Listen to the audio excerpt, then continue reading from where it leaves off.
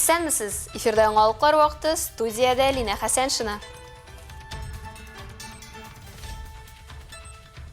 Әлмәтлеләр дә фронт бригадалары бөтен Россия акциясына кушылды.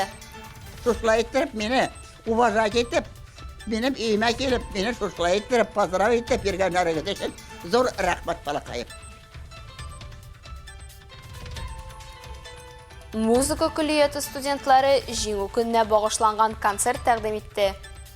Ул хатирәләрне әлбәттә инде алар тарих битләреннән генә укып белә. Шулай да аларда зур бер фикер ярылып ята. Сугыш булмаса хәерле һәм җирдә иң мөһиме тынычлык. Үзбәкстан дәүләт филармониясе камера оркестры Нефтчеләр башкаласында. Яхшы оркестр. Моның директоры мен ойлаймын аның проекты дип. Чөнки үзе уйнады скрипкада. Яхшы юнәлеш.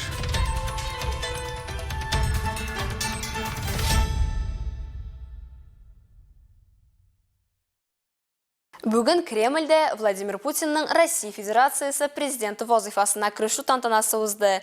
Инаугурациядә дәүләт җитәкчелеге илнең барлык субъектлары башлыклары, рәсми затлар барлыгы 2000 ярым кунак катнашты. Тантана традицион рәвештә Зур Кремль сараеның Андреев залында үтте. Дәүләт башлыгы, Федерация советы әгъзалары, Дәүләт думасы депутатлары һәм Россия Федерациясе Конституция суды хөкемдарлары алдында ант бирде. Клянусь при осуществлении полномочий президента Российской Федерации уважать и охранять права и свободы человека и гражданина, соблюдать и защищать Конституцию Российской Федерации, защищать суверенитет и независимость, безопасность и целостность государства, верно служить народу.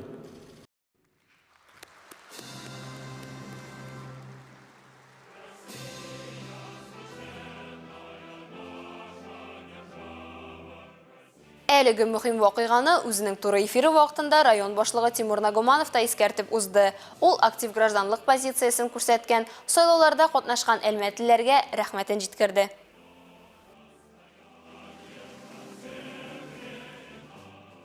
Владимир Владимирович победил безоговорочно, конечно, не только в России, но и конкретно у нас в Альметьевском районе.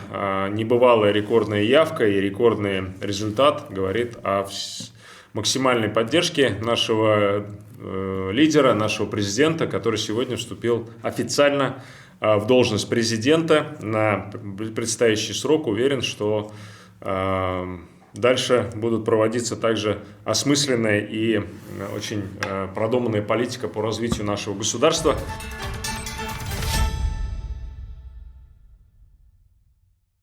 Әлмәт муниципаль районының гомум шәһәр планировкасында яңа билгеләнүләрне хәбәр иттеләр.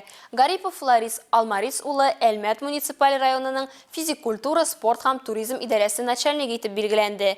Сафиуллин Рафис Сәлим улы конкурс уздыручыларына Әлмәт шәһәре автомобиль юллары идарәсе директоры вазифаларын башкаручы итеп билгеләнде. Элегрәк ул Татнефтедор җәмгыятенең Нурлат автомобиль юллары идарәсе начальнигы булып эшләгән. Киңәшмәне ачып район башлыгы Тимур Нагуманов җиңү көненә әзерлек һәм бәйрәм чараларында иминлекне тәэмин итү темасына тукталды. Моны ул өстенлекле бурыч дип атады. Хокук саклау органнары хезмәткәрләренең эш режимы көчәйтеләчәк. Шулай ук район башлыгы салкыннар аркасында балаларның парадта катнашуын гамәлдән чыгару мөмкинлеген ассызыклады. 9 май бәйрәм программасы иртәнге 7-дә Мәңгелек ут мемориаль комплексына чәчәкләр салудан башланачак. 10 сәгатьтә Ленин мәйданында тантаналы парад һәм концерт программасы белән бәйрәмнең рәсми өлеше узачак. Көн дәвамында шәһәрнең төрле мәйданчыкларында туклану нокталары, ярминкәләр, остаханәләр, күргәзмәләр һәм иҗади программалар эшләячәк. Җиңүнең 79 еллыгына Татарстанның Бөек Ватан сугышы ветераннары елга бер тапкыр бирелә торган түләү алды. Быел ул 10 мең сум тәшкил итте. Татарстандағы 194 Бөек Ватан сугышында катнашучының 10-сы Әлмәт районында яши. Олар да апрель айы пенсиясенә өстәп әлеге түләүне алды. Россия социаль фондының Татарстан бүлекчәсе идарәчесе Эдуард Вафин сүзләренчә, Владимир Путин йөкләмәсе нигезендә 2019 елдан башлап Россия социаль фондының Татарстан Республикасы буенча бүлеге ел сайын җиңү көненә Бөек Ватан сугышында катнашучыларга һәм инвалидларга бер тапкыр бирелә торган түләүләр башкара. Мондый адреслы ярдәм ветераннар өчен генә түгел, безнең өчен дә мөһим һәм әһәмиятле. Ул илебез өчен авыр вакытларда батырлыклары һәм фидакар хезмәтләре өчен якташларыбызга тагын бер тапкыр рәхмәт белдерергә һәм аларга беркем дә онытылмаган, бер нәрсә дә онытылмаган дип әйтергә мөмкинлек бирә.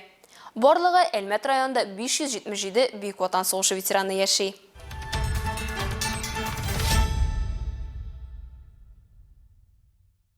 Бөек Ватан сугышында Совет халкының батырлыгы һәм ныклыгы символы буларак тарихка кирип калган 9 май җиңү көне уңаеннан Әлмәтлеләр дә фронт бригадалары бөтен Россия акциясенә кушылды.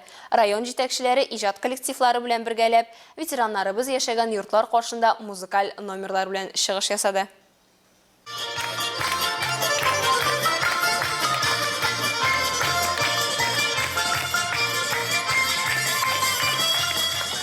Миллионнарча кешенең гомерен үзеп, һәрбер гаиләгә кайгы китергән узган гасырның иң кан куйгыч сугышы тәмамлануга 79 ел. Кеше ышанмаслык тырышлыклары бәрабәренә тынычлык алып килгән фидакар шәхесләрнең дәһшәтле сугыштагы батырлыгын, ныклыгын сүз белән әйтеп аңлатып булмый. Сугышта катнашучыларның концлагерь тоткынында булганнарның данлы тарихы алар белән бергә яши. Бүген Маргарита Апраксинаны котларга дип яшьтән алып өлкәнгә хәтле килгән. Аның йорты алдында бәйрәм кәефе. Сугыш вакыты җырлары, биюләр, изге теләкләр. Барысы да оның үшін яңгырады. Все поздравления сегодня для вас, Маргарита Викторовна.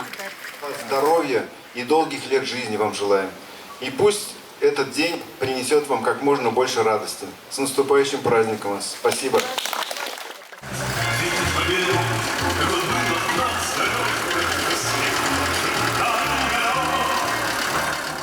Без сезнең батырлыкларыгыз белән горурланабыз дигән сүзләр белән концлагерь тоткынында булган Ольга Макарова йортының ишек алдында да бәйрәм программасы узды. Тыныч һәм аяз күк йөзе өчен аңа бүген рәхмәт сүзләре, чәчәкләр, бүләкләр җиткерделәр.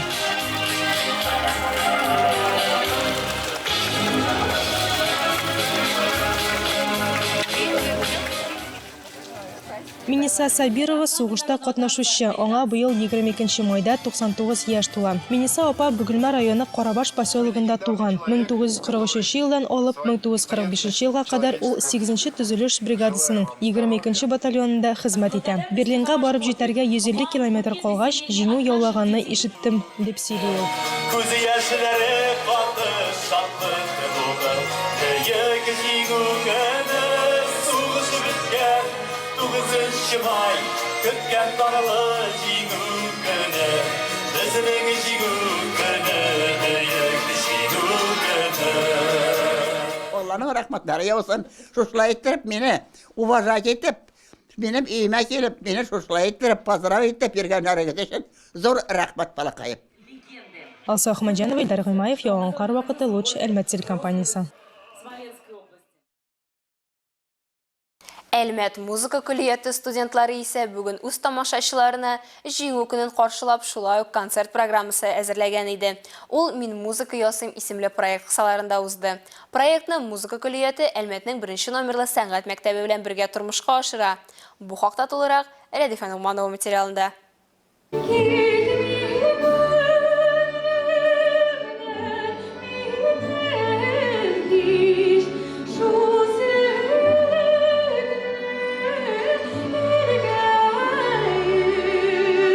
Сәхнәдә сугыш чоры җырлары, Фаида Әлмәт сәнгать мәктәбе укучыларының рәсем күргәзмәсе. Мин музыка ясыйм проекты менә шулай итеп ике төр сәнгатьне бер яссылыкта тәкъдим итә. Аның җитәкчесе Әлмәт музыка күлияте халык уен кораллар оркестры дирижеры, педагог Альбина Булатова. Музыканты играют, а художники рисуют.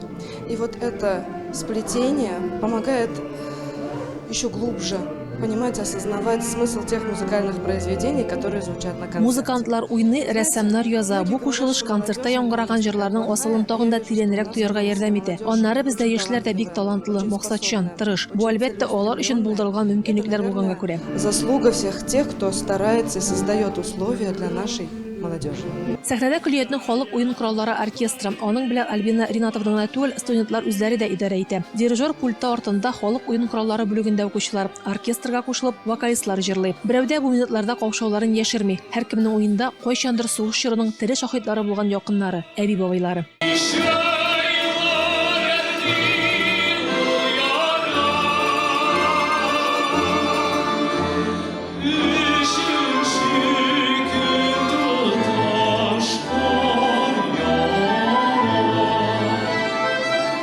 Babam var. Birisi qaytdı, birisi indi yo'qoldi deb inttilerini xabar etdiler. Şundan so'ng abilar, alar indi trуженик fronta. Ile qo'rqqan edim, endi bila kerak bo'lganda. Hozir indi mene alar qo'rqmagan, so'g'ishgan bizning uchun deb, nishlab men ham chiqib jirlay olmayman deb. Мен шо айтып үзем әйтәм дә, менә шулай әйбәтләп җырлап чыгам.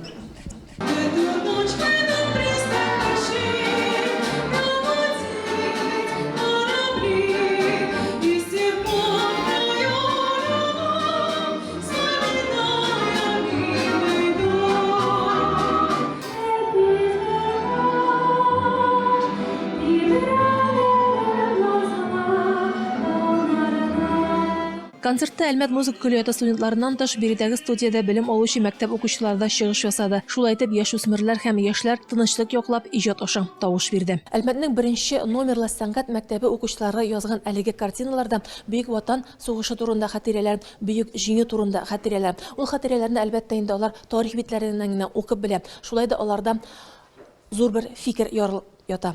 Сугыш булмаса хәерле һәм җирдә иң мөһиме Танышлык. Рәдифә Нугманова, Рафаэль Сафин, яңалыклар вакыты, Луч Әлмәт телекомпаниясе. 9 май Бөек җиңүнең 79 еллыгын бәйрәм итү алдыннан Ознакай районында төрле чаралар уза. Шуларның берсе мәктәп укучылары һәм балалар бакчаларында тәрбияләнүчеләр катнашында үткәрелгән смотр бәйге. Әлеге чара яшь буында патриотик хисләр тәрбияләү һәм тантаналы маршка әзерлекне тикшерү максатыннан үткәрелә. Шәһәрнең юбилейный стадионында узатырган әлеге чарада барысы 10 команда катнаша һәм һәрбер взводта 21 укучы чыгыш ясый. Песню запи, бой!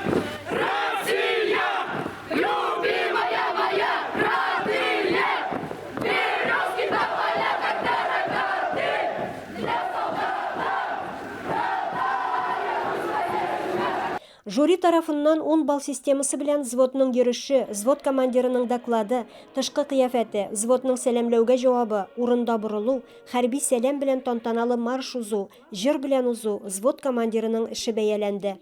Бүген көндә без балалар белән 9 майга әзерлекнең сыйфатын тикшереп карыйбыз. Но мин үзем уйлавымча, район мәктәбе укучылары 9 май бөек җиңү көненә смотр строега яхшы әзерлек белән килделәр дип әйтәбез. Һәм без киләчәктә көнне 9 майга хәтлендә үзебезнең бүген булган кимчелекләрне бетерәчәкбез.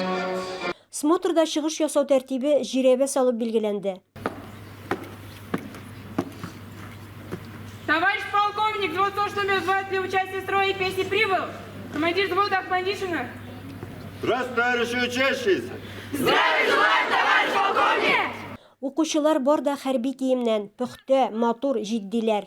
Хәрби киемнәрне безгә мәгариф идарәсе алып бирде. Һәм шушы форманы инде без елда аларны шушы строевой подготовка алдыннан тагын әзерлибез. Җитмәгәннәрне үзебез алабыз.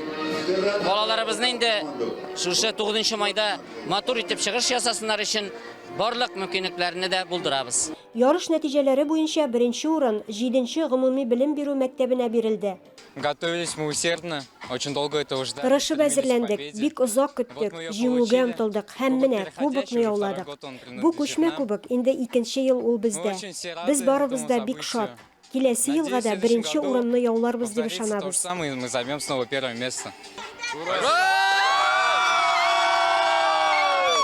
Бу көнне мәктәпкәчә яшьтәге балалар арасында да бәйге үтте. Смотр конкурста шәһәрнең 16 балалар бакчасы катнашты. Анда 21-нче Сандугач балалар бакчасы беренче урынга лаек булды.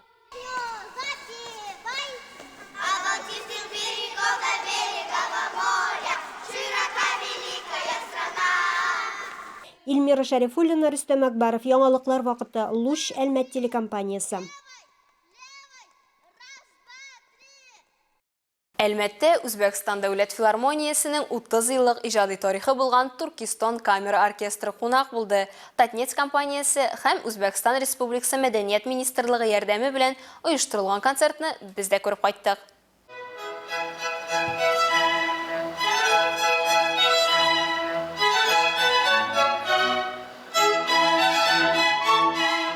Дүртенче притяжение музыки халыкара фестивален Туркестан камера оркестры ачып җибәрде. 300 еллык тарихы булган әлеге хөрмәтле төркем коллективы Әлмәттә беренче тапкыр. Аның сәнгать җитәкчесе, нигез салучысы һәм дирижеры Үзбәкстан Республикасының атказанган сәнгать эшлеклесе Эльдар Азимов.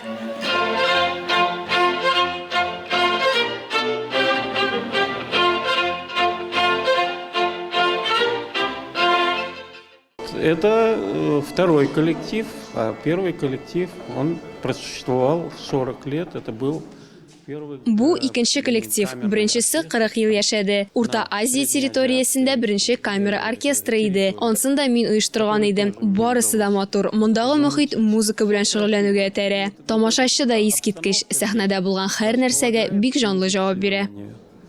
Вот. И публика замечательная, реагирует очень живо на все, что происходит на сцене.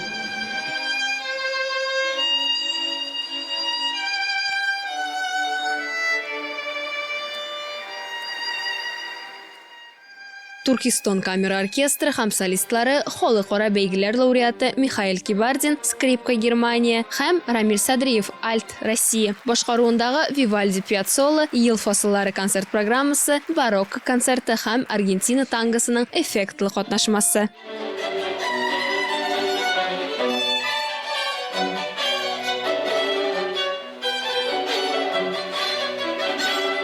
Коллектив бик әйбәт, Туркестан, ул Туркестан инде ул. Үзбәк оркестры, яхшы оркестр. Моның директоры, мин уйлыйм, аның проекты дип, чөнки үзе уйнады, скрипкада. Яхшы юнәлеш, директорга рәхмәт әйтергә була һәм бу әйберне дәвам итсен. По первому своему образованию я музыкант. Я закончил...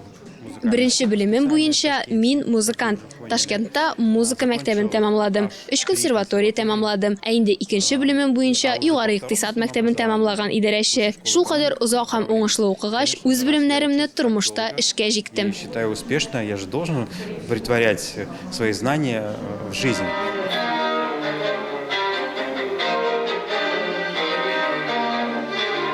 Вивальди Италияда булган кебек, мин Италияда үзем бер тапкыр булдым.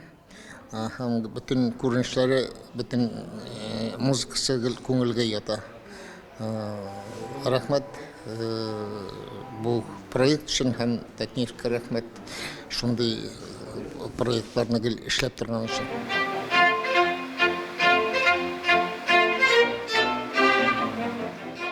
Притяжение музыки халыкара фестиваленең калабыздагы чираттагы концерты 17 майда шулай ук Нефтче мәдәният сараенда узачак.